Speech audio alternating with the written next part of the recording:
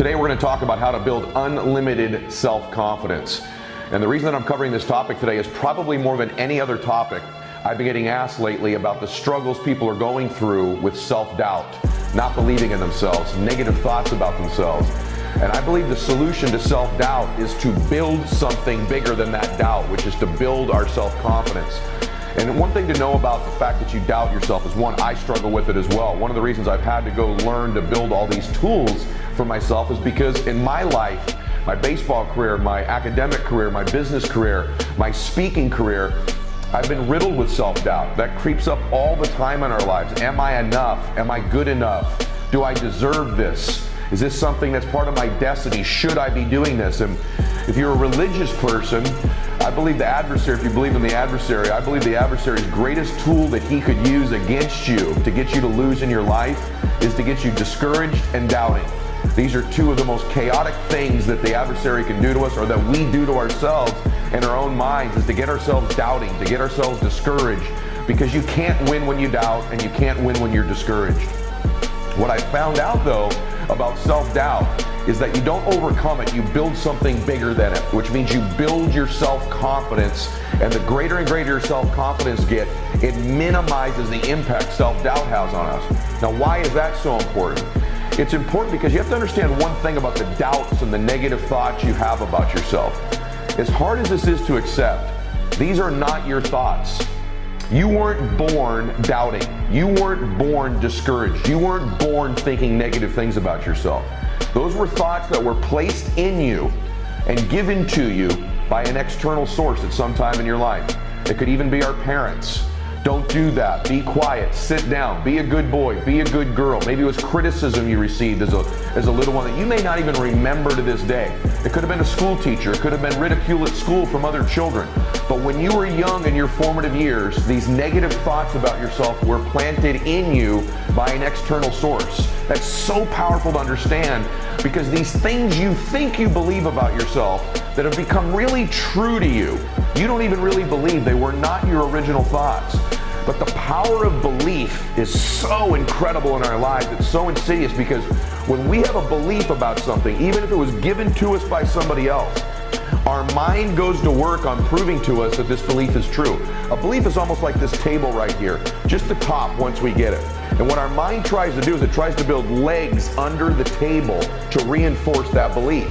So if somebody told you you weren't enough, or you weren't smart enough, or pretty enough, or fast enough, or strong enough, or you don't come from the right place, or you're not in the right culture, the right race, the right religion, the right height, the right IQ as a young person, or you were put down, and these beliefs were given to you, what happens is your mind tries to prove beliefs true, so it finds references. So once you think it, your mind finds an example of your life where you weren't enough, another one where you weren't enough, you weren't smart enough, you weren't pretty enough, you weren't handsome enough, you weren't strong enough. And it finds these references and it builds like a leg, and multiple legs under the table, and pretty soon you can't move it. And it's stuck in there as a firm belief. That's why we have to guard our beliefs so preciously, because our mind goes to work on finding these legs, these references, which are real experiences in our life, to prove to us that that belief is true. And so although you may believe it to be true about you, these doubts and negative thoughts you have, these were not your original thoughts. That's a powerful thing to understand, because you weren't born this way. You weren't born doubting. You were born perfect. You were born believing you were going to do something great. You were born happy. You were born believing you were going to do something special with your life. As a baby, I promise you, you had no negative self-talk. You had no negative self-doubt. These are external sources. It's so important to know, because those thoughts aren't really who you are. They're somebody else's thoughts they gave you because of how they felt about themselves. And so today we're going to talk about how to build self-confidence and how to eliminate self-doubt. So how do we build this self-confidence?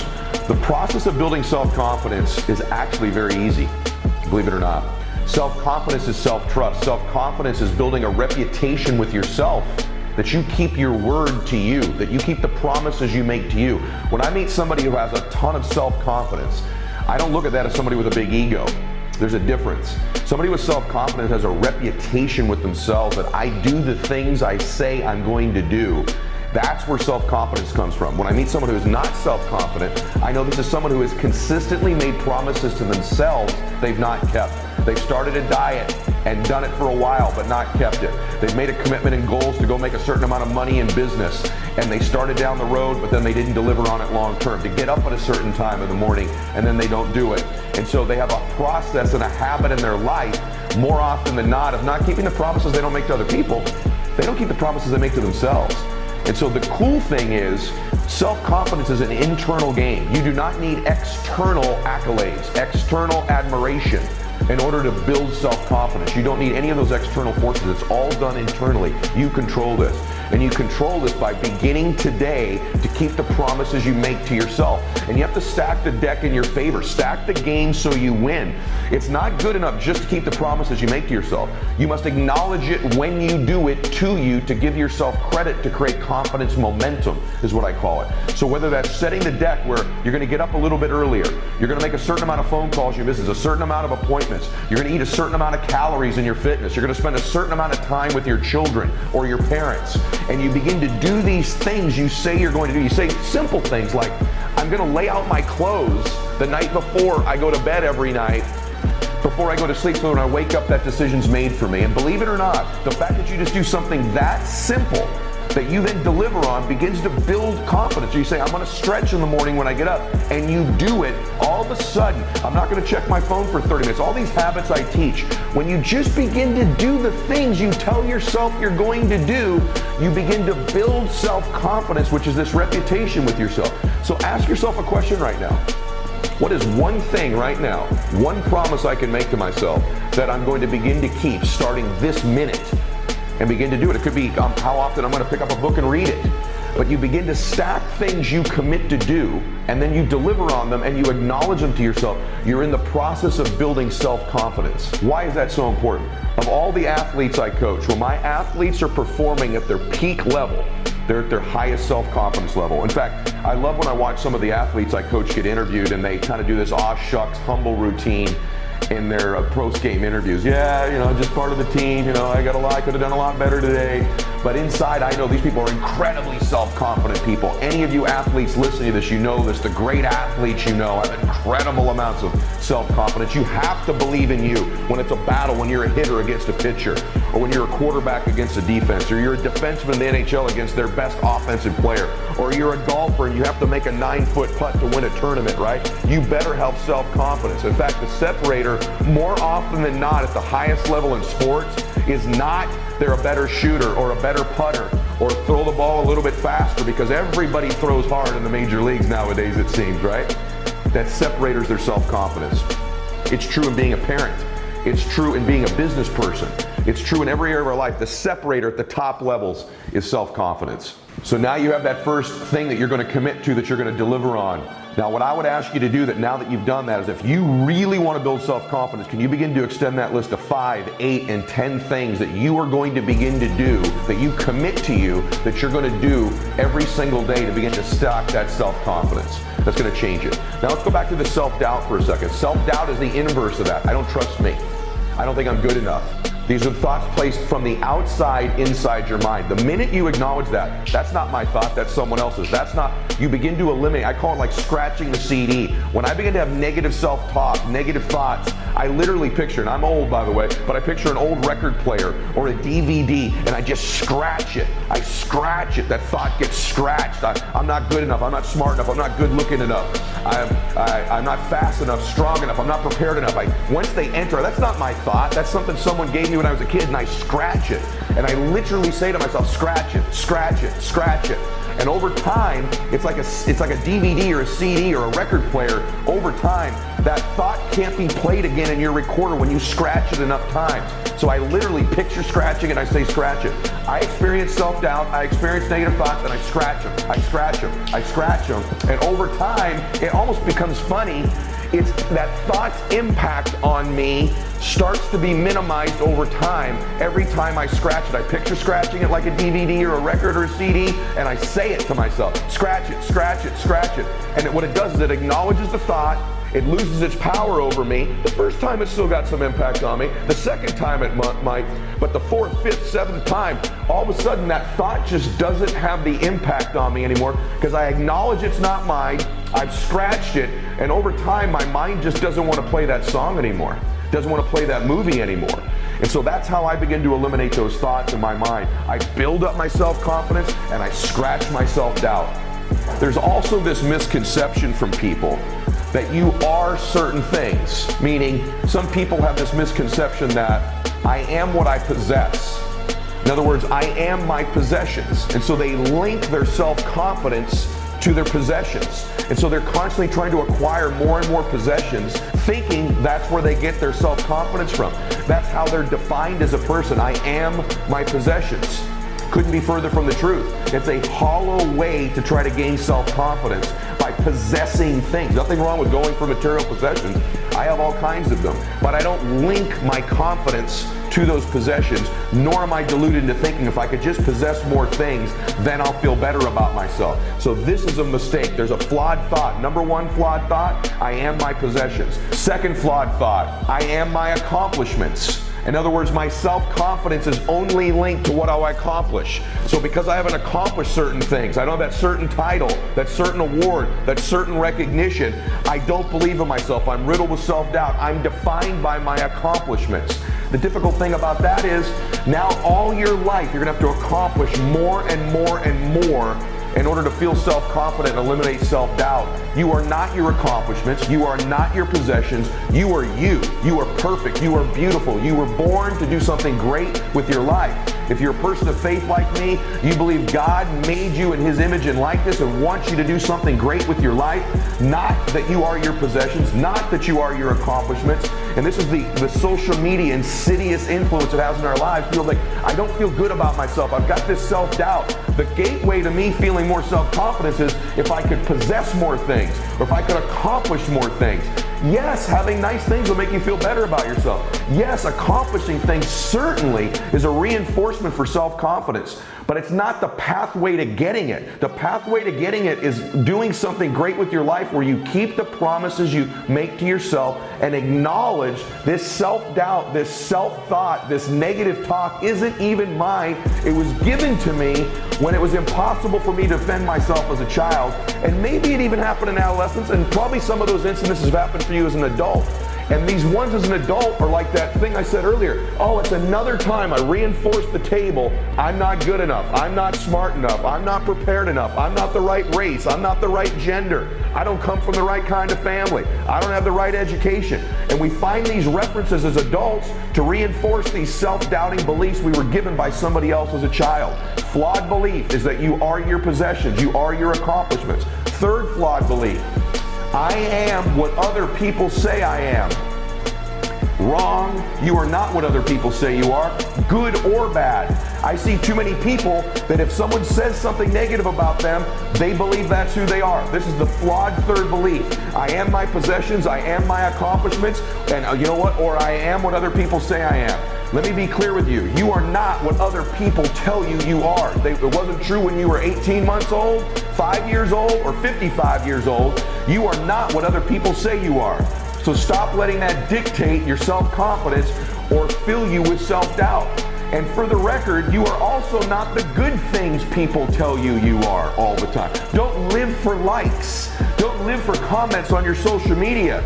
Don't do things in your life just to solicit someone saying something great about you. It's a cheap, shallow, hollow way to try to gain self-esteem and self-confidence. It's fleeting, it's short-term, and it's needy. In fact, the fact that it is a necessity for you to get liked, to get people to say good things, to get comments on your social media, or to do so in your presence indicates a lack of self-esteem and self-confidence, because we know self-confidence is an internal game where we keep the promises we make to ourselves. The fourth type of flawed thinking is I am what I look like. In other words, if I don't look a certain way, like what the magazine says I should, or social media says I should, if I don't look like these people, I shouldn't have self-confidence. And that's ridiculous. I can tell you straightforwardly, you're beautiful as you are. Especially the ladies listening to this or watching this. The world is constantly trying to get you to believe you're not enough, you don't look right, you should lose this weight, you should gain this should be smaller, that should be bigger, whatever it might be. They're constantly messaging women, you're not enough, you're not enough, you're not enough. You are what you look like. And this is true for men as well. Let me tell you straightforwardly, you are not what you look like. You are your soul. You are your spirit. You are your gifts. You are the contributions you make. You are your intentions. You are perfect as you are. That doesn't mean we don't want to look better. It doesn't mean we don't want to get into shape. But we want to do that to feel better about ourselves, not for the accolades from other people. We want to do that to feel healthier and stronger and be the ultimate version of ourselves. But by no means does that mean you're not perfect as you are. By no means does it mean you are defined by what you look like. You are not defined by what you look like. You are defined by the content of your character, the way you treat other people, and the difference you make in the world. So the 4 flawed thoughts that I see most right now is, I am my possessions. No, you're not. I am my accomplishments. No, you're not. I am what other people tell me I am and say I am, good or bad. No, you are not. And 4th, you are not what you look like. These are flawed beliefs that lead right to self-doubt and away from self-confidence. So, the things we need to do to change our self-confidence is A, keep the promises we make to ourselves, and B, very important, we must begin to give ourselves credit for those things when we deliver on them. I want you to remember this as well. There's a power to the way we use the 2 B's, our brain and our body. See, self-confidence can also be a state, a physical state. It's very difficult when you're moving your body, sitting up straight, breathing deeply, right? You're in that physical, strong state of being, right? Right after a workout, during a workout is when we feel our most confident because our body's at a peak state. One way to generate self-confidence is to move your body into a strong state of being. Move your body. Literally, movement creates confidence. If you think about some of the peak times of your life, whether that be the fun time you may be having with your partner physically, intimately, or laughter, or peak performance running, right? Or your great accomplishments. Yes, there's a commonality to the way our body is moving at that time. If you think about the times when you're the least confident, it's usually when you wake up in the morning, isn't it? It's the most down, the most fearful, the most anxiety, or before you go to bed at night. These are 2 times most people experience the most amount of self-doubt, is right before bed and right when they wake up. Isn't that interesting? One of the reasons is because of how we're moving. We're laying down, we're hunched over, our breathing is shallow, there's no physical movement whatsoever. This creates a state of self-doubt right before we sleep, right when we wake up. Or if you're just kind of depressed or sick, self-doubt starts to kick in, doesn't it, right? If you ever had an injury and you couldn't move like you'd like to, that stagnation of the body begins to create self-doubt and strips us of our self-confidence. So moving our body is a gateway to self-confidence. And then our brain as well. We have to take control of our thoughts. We have to scratch the negative ones when they come in and replace them with great ones. Now, I don't believe self-talk works all the time, but I believe saying I am strong, I am good, I intend, I'm a good man, my intentions are pure, I'm a good person, I make a difference in the world, I'm kind, I'm gentle, I'm generous, I'm strong, I'm faithful. Beginning to repeat these thoughts to myself, and these words do generate self-confidence. I keep the promises I make to myself. I'm a man of my word. Begin to talk to yourself and think these thoughts. When you combine your brain and your body, you scratch the self-doubt. You lose those 4 stupid beliefs. I am my accomplishments. I am my possessions. I am what other people say I am. Or I am what I look like. These are completely flawed beliefs. We scratch those. We scratch them. We understand the process of stacking self-confidence in our life. We know we are the content of our character. And lastly, give yourself some credit. Will you please? And I'm going to tell you where to give yourself credit. And that is in the area of your intentions. A lot of my confidence comes from the fact that I keep the promises I make to myself. I know my self-doubt are thoughts that were given to me when I couldn't even defend myself as a young little boy. I know that I'm not my accomplishments. I know I'm not my possessions. I know I'm not what I look like. And I know I'm not what other people say I am. I understand the process of building self-confidence. I scratch the negative thoughts in my life. But I can tell you this, the last place I get my confidence from is my faith and my intentions. See, I know I intend to do good. Not enough of you are giving yourself credit for your inherent goodness. And I mean this. You're special in that regard. You're perfect in that regard. Just ask yourself, what are your intentions? As an individual, as a man or a woman, do you intend to do good in the world? Do you intend to want to help people? Do you intend to be a light in people's lives? Do you intend to make a difference? Do you want to live a good life where you've helped change the world and change other people's lives? You ever just asked yourself that? Do you? Because if the answer to that is, I don't spend enough time thinking about how good my intentions are. I don't want to hurt people. I don't want to do bad things. I don't want to take advantage of others. I really intend to do good. You know what? You need to give yourself more credit for the power of your intentions. There's a power in life of giving ourselves credit just for the intentions we have. Just ask yourself that. There's two types of people in life.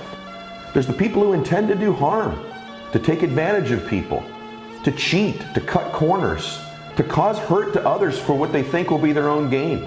Then there's people who want to be a light. They want to make a difference. They want to help. They want to contribute. They want to be somebody. They want to honor their God.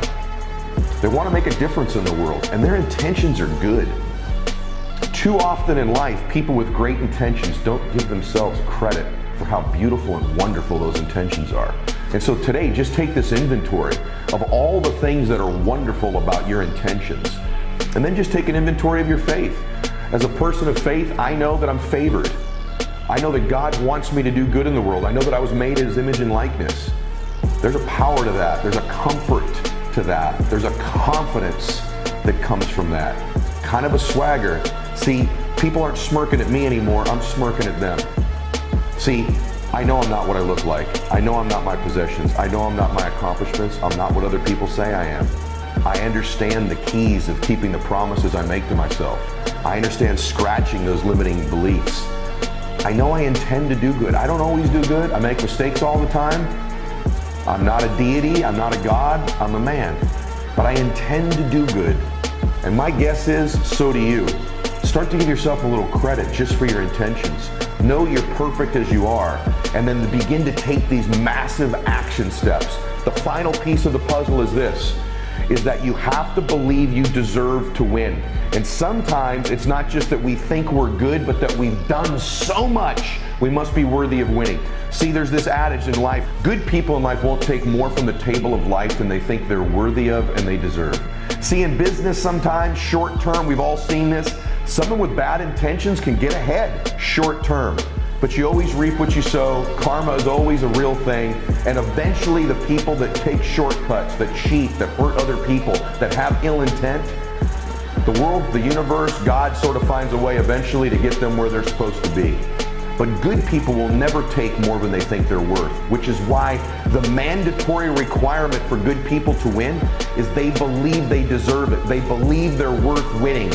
And sometimes it's not just who we are that we need to believe in, but what we've done in this sense. That sometimes you've got to outwork everybody, and you've got to be willing to do the things nobody else is willing to do, so you begin to convince yourself, man, I'm doing all the things everybody else is unwilling to do, so I deserve to get the results other people aren't going to get. I'm doing the things other people aren't willing to do. I'm paying a price that's so much greater than other people that I'm worth it, that I deserve to get results they don't deserve to get because I've been willing to do the things they've been unwilling to do. So the last piece is often self-confidence can just frankly come from outworking everybody and convincing ourselves, man, I've been doing the things nobody else is willing to do. I deserve to get the results nobody else deserves to get. And that's a shift in building self-confidence. So anyway, I hope these tips today have helped you. If they have, I ask you one thing. Please spread the word about this audio or video to other people. It's the fastest growing program in the world, fastest growing personal development, system, concepts, and strategies on planet Earth, real detail, real content that real people need to hear more of. Also on social media every day. Remember this, on Instagram, we run the Max Out 2-minute drill. And that means every day in my main feed, when I make a post, if you make a comment with hashtag MaxOut with it, within the first 2 minutes, every single day we pick a daily winner, and those winners get coaching calls with me, some of the guests on my program, autographed copies of my book, Max Out gear. And so if you're interested in winning something like that, make a comment every day within the first 2 minutes. Turn your notifications on and make a comment. We pick a winner every day. And if you miss the first 2 minutes, here's what's cool. At the end of the week, we pick somebody who just made a comment every day regardless of the time. So if you miss the first 2 minutes, still make a comment, you're still in the running to win something. I'm here to help you, and I hope you're maxing out your life. God bless you.